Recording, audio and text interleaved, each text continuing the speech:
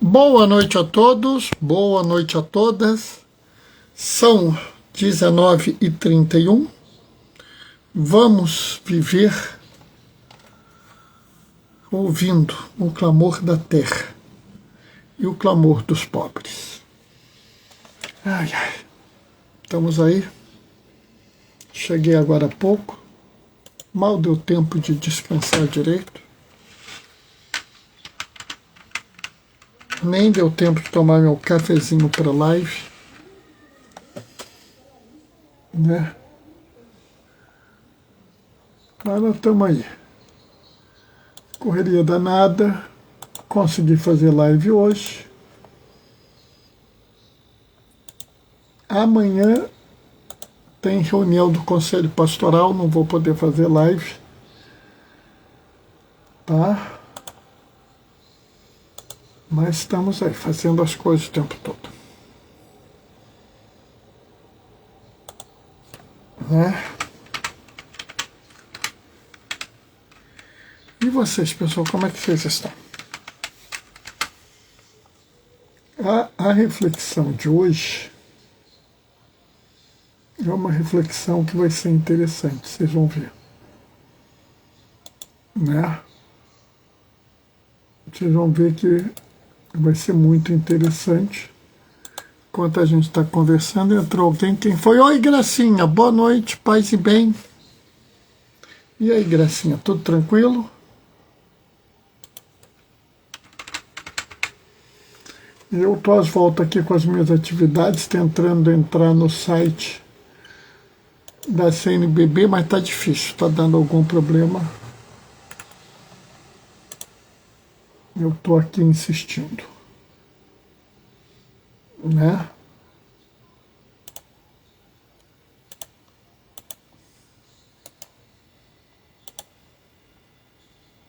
Isso agora vai.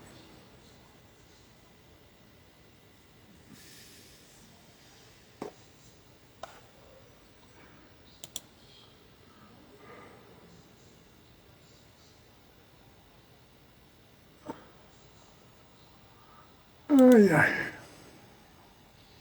Não foi. Mas vai entrar. Está entrando. Entrou. O importante é que entrou. Né? Entrou. Está tudo certo. Ai. E aí, Gracinha, tudo bem com você? Boa noite, Bernardo. Tudo na paz. Assim que é bom. Assim é que é bom.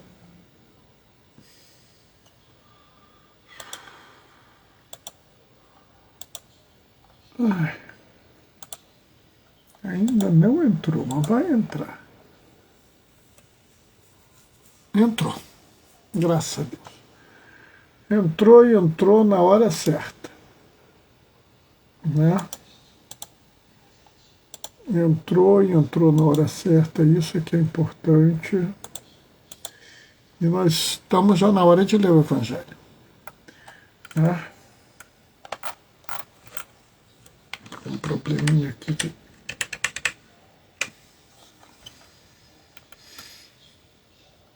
O Senhor esteja convosco.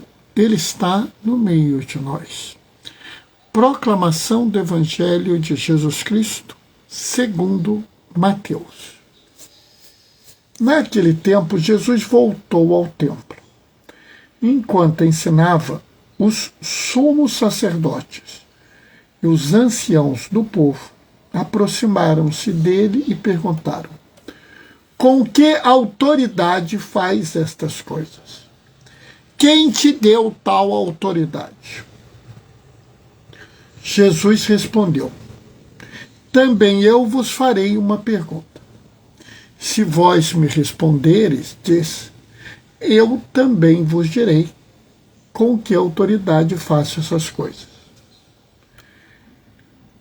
De onde vinha o batismo de João?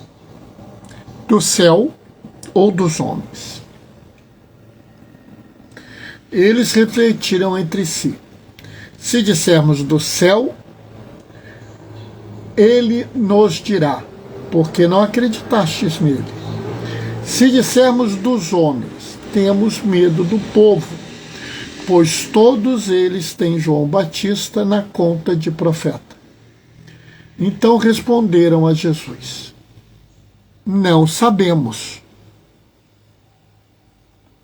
Então,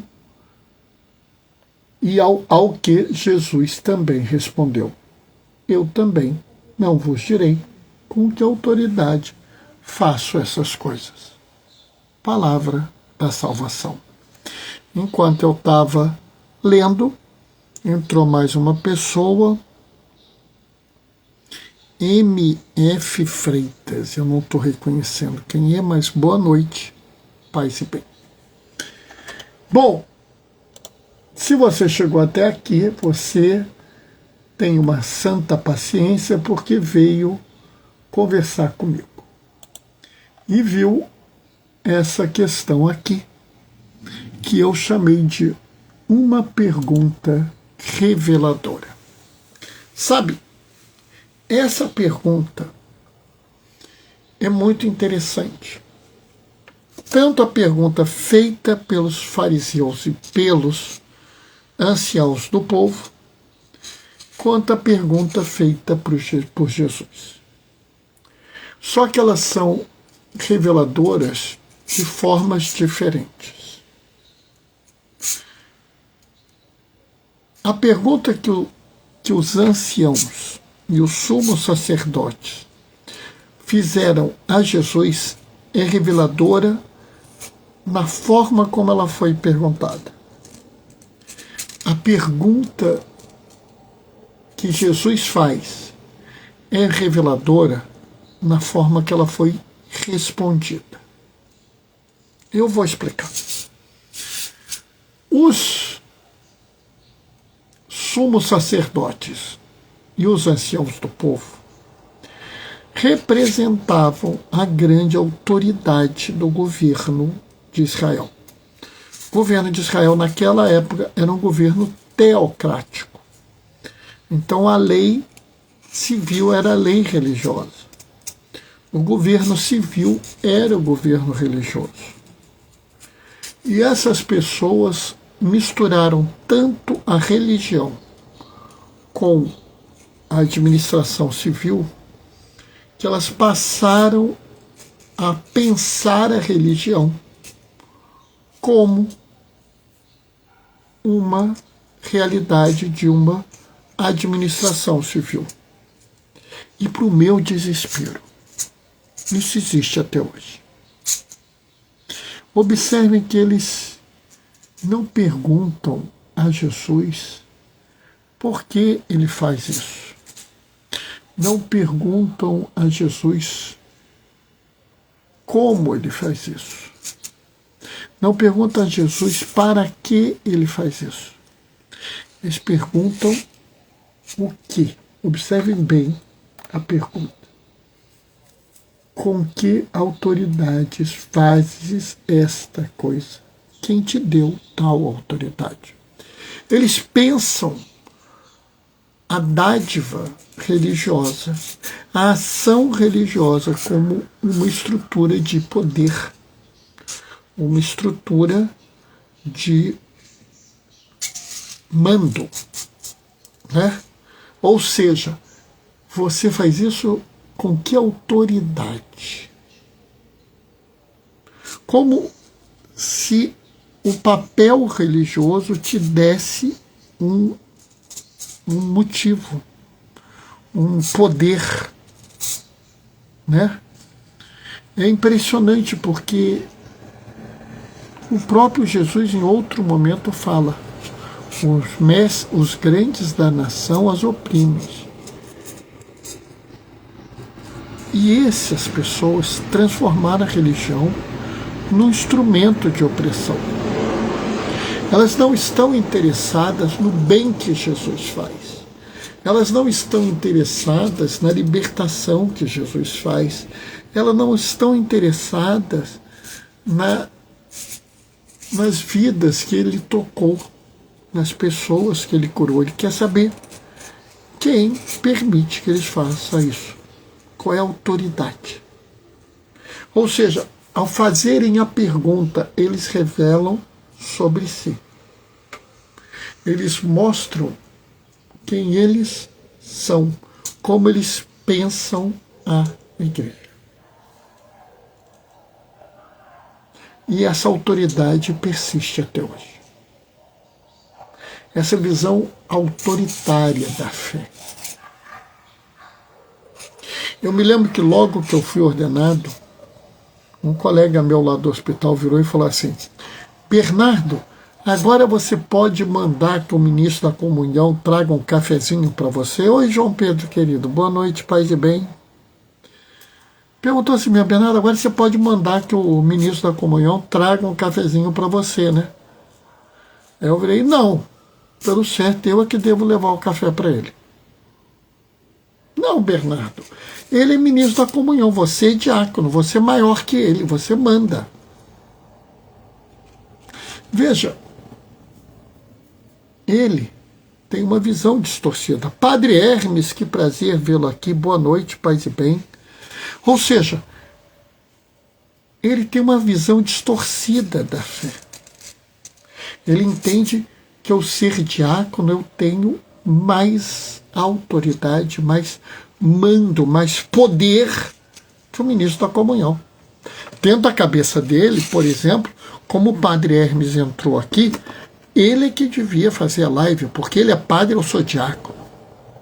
Ou seja, as pessoas criaram na cabeça deles uma estruturação de organização como se fosse de poderio dentro da religião. Boa noite, paz e bem, sempre atrasado, perdoa-me. Meu irmão, a felicidade de vê-lo na live compensa qualquer horário que o senhor chegar. E aí, estão vendo? É isso que eu falo. Olha que pergunta perversa.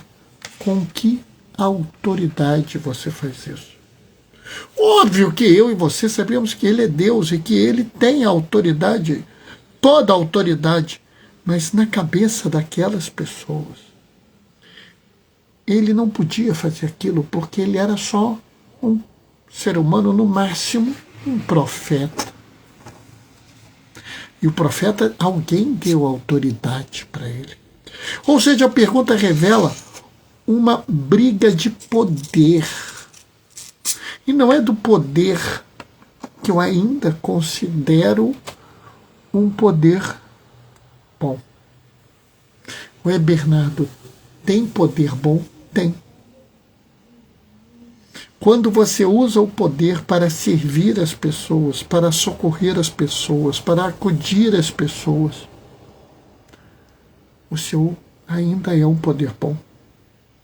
Lá na Faculdade de Medicina da UERJ, nós temos um centro de saúde, que é o professor Américo Piquet Carneiro, é um título do nome. Ó. O professor Américo Piquet Carneiro era um homem extremamente conservador. Ele seria hoje um homem de direita, não de extrema direita, um homem de direita. E um belo dia, as forças da ditadura, os alunos do hospital saíram para fazer um protesto, as forças da ditadura avançaram na direção do hospital e eles iam invadir o hospital. Naquela época, um professor universitário era uma pessoa muito respeitada. E o professor Américo Piquet Carneiro, um homem baixo, magro, franzino, se coloca entre o hospital e a força militar. E ele usou da autoridade dele, do poder dele, para proteger os estudantes. Essa é uma autoridade boa.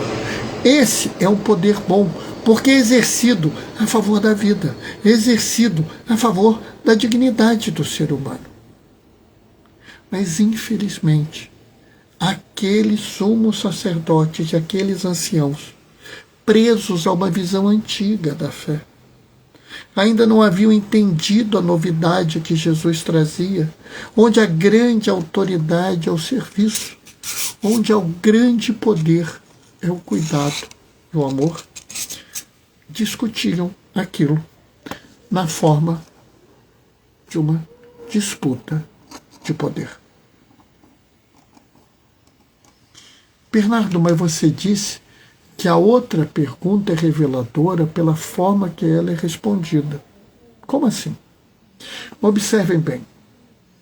Os sumos sacerdotes e os anciãos sabiam que o batismo de João vinha dos céus. Veja a pergunta, de onde vinha o batismo de João? Do céu ou dos homens? Eles sabiam que vinha do céu. Eles sabiam que aquele batismo era obra do Altíssimo. E eles eram homens de fé, eles não eram pessoas perversas. Apenas ainda não haviam entendido. Sabe, pessoal, conversão não é fácil. Conversão não é uma coisa que você faz de hoje para amanhã. Talvez você passe a sua vida inteira se convertendo. Porque quanto mais você conhece o Evangelho, quanto mais você conhece a palavra do Senhor, quanto mais íntimo você se aproxima de Jesus, quanto mais perto dele você está, mais você vê que você precisa mudar isso, mudar aquilo outro. E cada vez que você muda, é uma conversão. Mas aqui a gente vê, quando eles vão responder essa pergunta, eles não respondem com sinceridade. Eles não se dão nem ao trabalho de se abrir ao Espírito Santo. O Espírito de Deus já estava presente. A igreja é soprada pelo Espírito Santo como os primeiros homens foram soprados por Deus, mas o Espírito já existia. Ele já era presente e ativo na humanidade. E antes que alguém reclame, lembre-se o que nós, pelo menos nós, os católicos, professamos no credo. Creio no Espírito Santo, Senhor que dá a vida. Foi Ele que falou pelos profetas. E esses sumos sacerdotes, esses anciãos, ouviram os profetas. Eles nem abriram o coração ao Espírito Santo e disseram com coragem, do céu. Eles sabiam que Jesus iria questioná-lo, então por que não acreditastes nele? E seria tão maravilhoso, tão belo, tão profundo. Nós não acreditamos porque nós ainda não estávamos preparados. Nós não acreditamos porque nós ainda não estamos prontos. Nós não acreditamos porque a nossa fé ainda não é suficiente. Qual o problema? Qual o problema que a gente tem de afirmar a nossa fraqueza? Qual? Qual a sua dificuldade em fazer isso? Eu vou dizer para vocês, porque eu não tenho nenhum problema em falar isso, que eu já tive muita dificuldade. Eu já tive. Isso foi melhorar, assim, falando sinceramente, isso foi melhorar quando eu estava na escola diaconal, já lá pelo 3º para o 4º ano, já quase na ordenação. E isso foi, assim, realmente se materializar na minha vida em 2015, eu já ordenado diácono. Sabe, e qual é o problema? Por que a gente tem tanta dificuldade de afirmar os nossos limites, as nossas fraquezas, as nossas misérias? Por quê? Você acha que Deus não vai te amar porque você é fraco? Porque você não é perfeito? Porque você não tem uma fé maravilhosa? Meu irmão, minha irmã, esqueça. Deus te ama. Ele já te ama do jeito que você é. Ele só quer que você seja melhor. Mas Ele te ama com todos os seus defeitos, todas as suas fraquezas e todas as suas imperfeições. Mas esses homens não queriam admitir. Eles eram fracos, eles eram hipócritas. E eu não estou falando aqui hipócrita querendo ofendê-los. Eu não estou querendo dizer que eles eram fracos, querendo desmerecê-los. São constatações. Nós vivemos numa sociedade tão bruta, tão violenta, tão afastada do Senhor, que se eu disser você é fraco, você se irrita. Se eu disser você é fraco, você se irrita. Porque você tem que ser forte. Se você é homem, então, capaz até de eu ser agredido. Eu fico impressionado porque eu posso virar e dizer para uma pessoa: ah, você é falso, desonesto, corrupto, você é um mau profissional, você isso, você aquilo, e ela vai reagir muito pouco. Mas se eu virar para um homem e disser você não é homem para fazer isso, é capaz de ele me socar. Porque nós vivemos numa sociedade cheia de estigmas, que o homem tem que ser viril, violento, forte, né? Tem que ser machão. Mas quando nós vemos uma pessoa heróica, nós colocamos uma série de questões. Por exemplo, vocês viram aquele horror que aconteceu, que 2 homens atacaram um grupo de judeus lá na Austrália? E aqui eu quero dizer para vocês que nada justifica isso. Nada. Isso é terrorismo, pessoal. Isso não tem justificativa.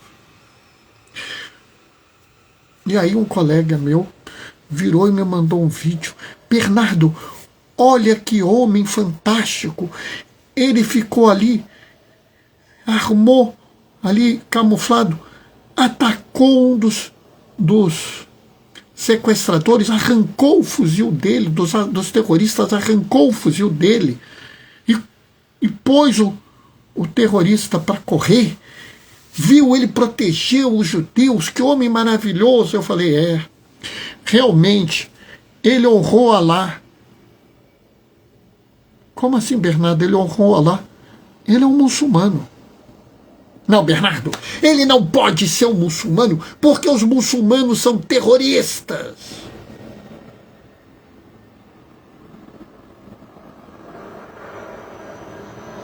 Sabe, pessoal, eu parei um pouco,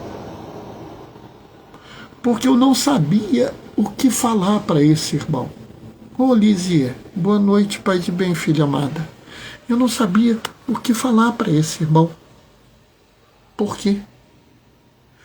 Porque aquele que ele considerava um herói agora há pouco, porque tinha feito um ato heróico, né? Ele, desarmado, atacar um terrorista para tentar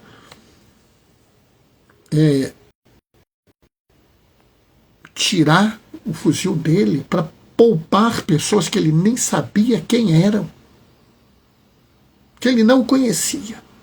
Ele é um herói, mas quando ficou sabendo que ele era muçulmano, ele deixou de ser um herói. Qual é o nome disso? Preconceito. Novamente, é um problema.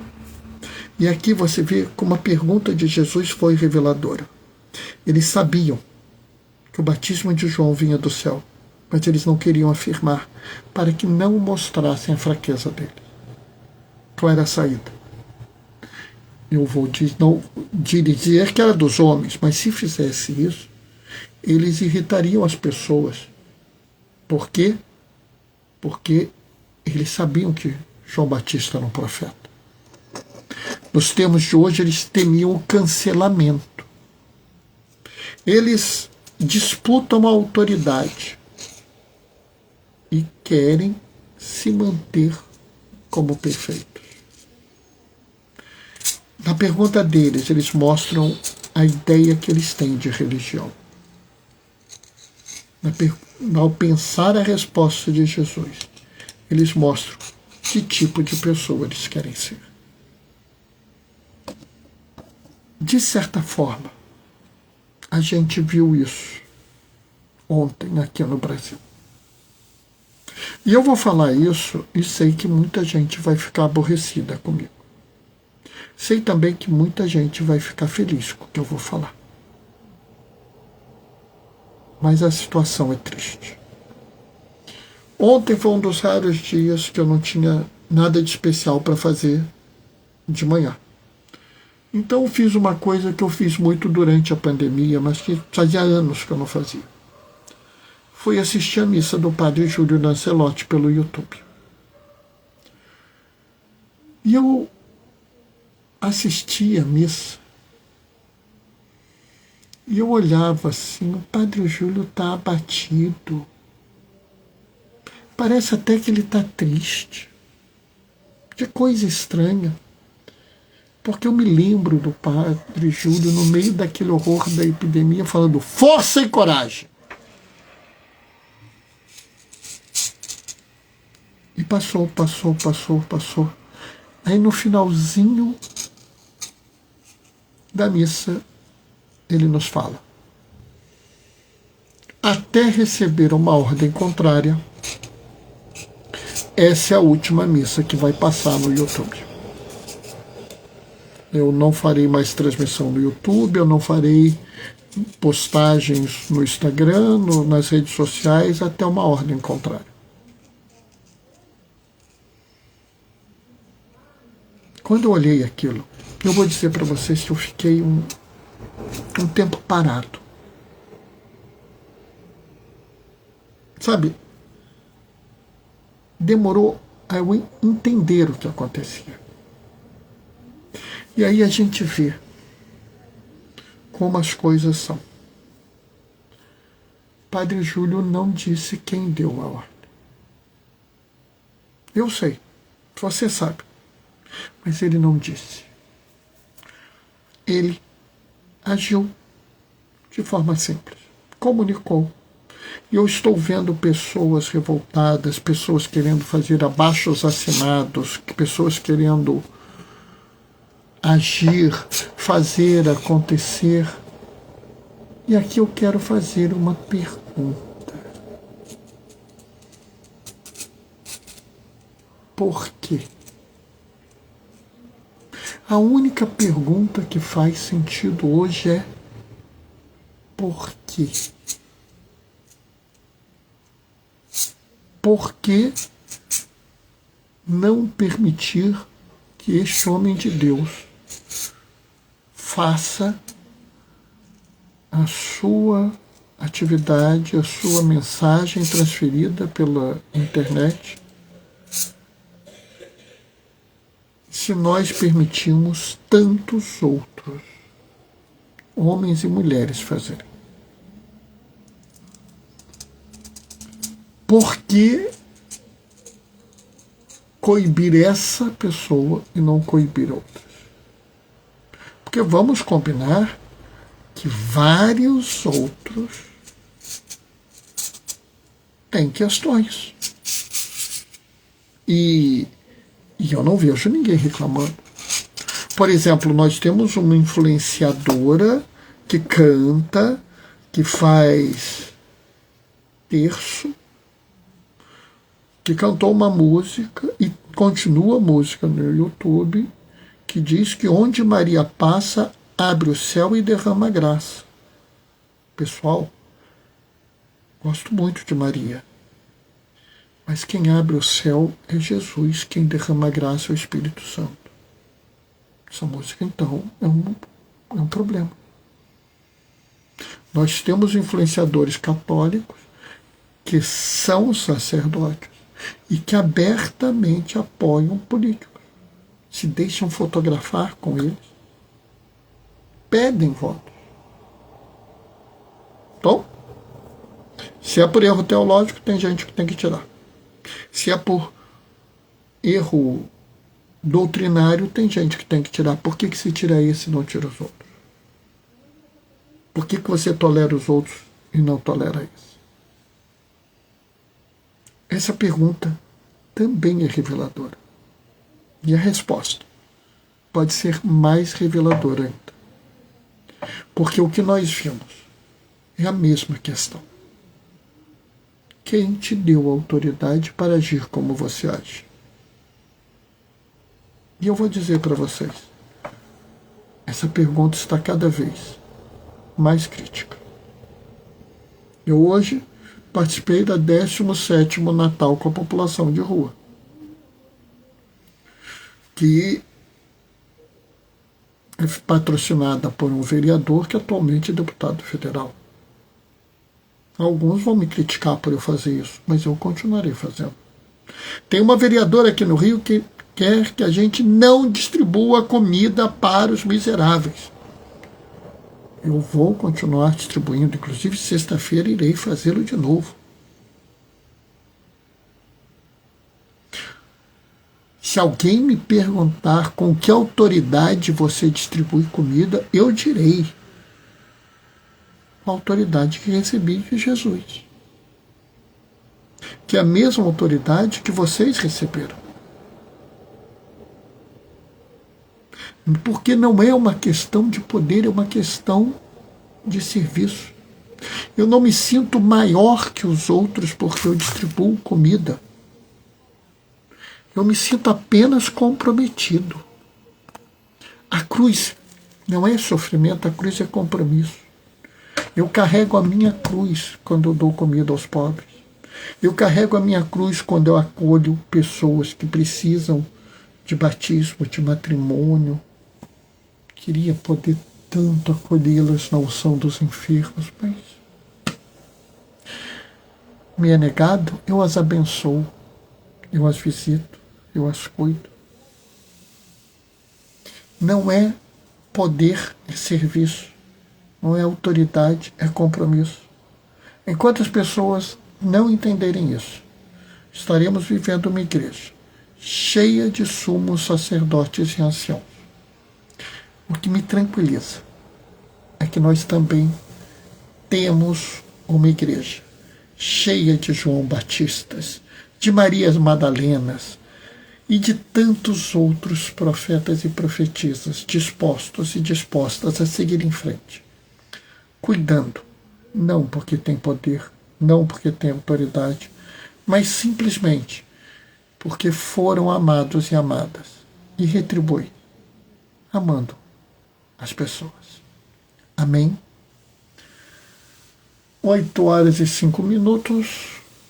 Fiquei muito contente com as pessoas que estão aqui. Um especial felicidade de Velisier, que eu não vejo há muito tempo, né?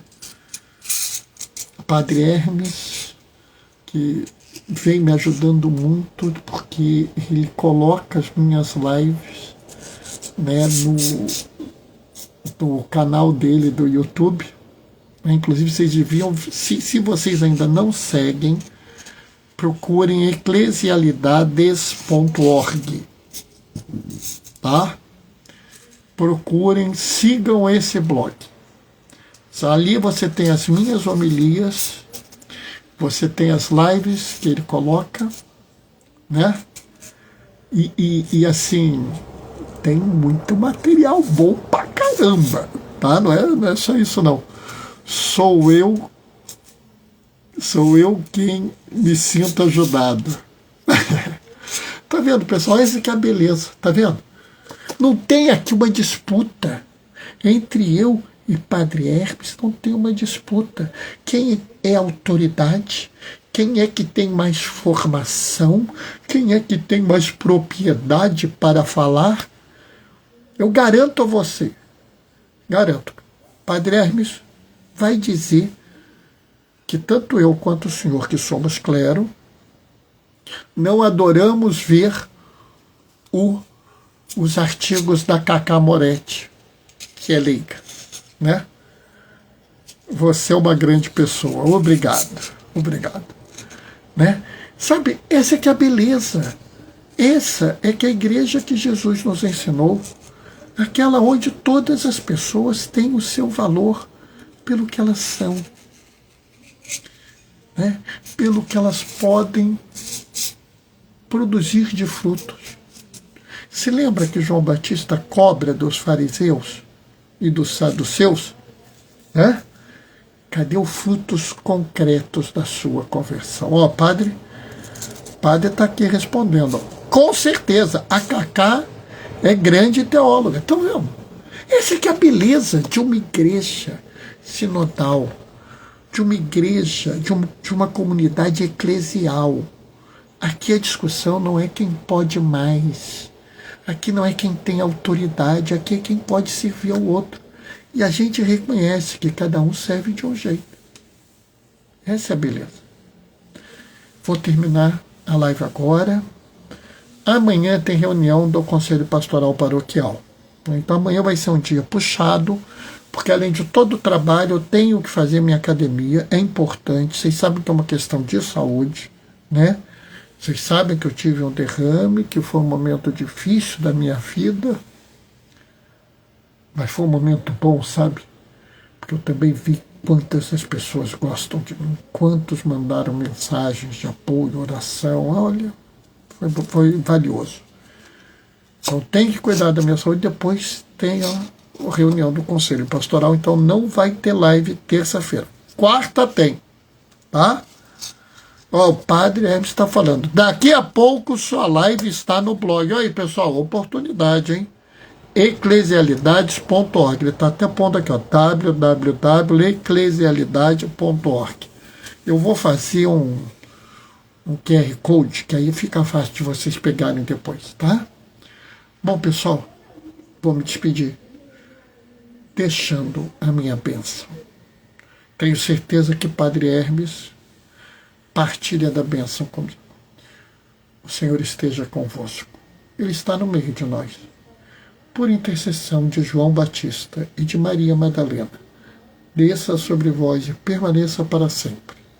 A bênção do Deus Todo-Poderoso no amor, aquele que é Pai, Filho e Espírito Santo.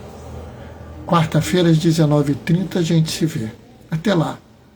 Beijos e bênçãos. Tchau, tchau.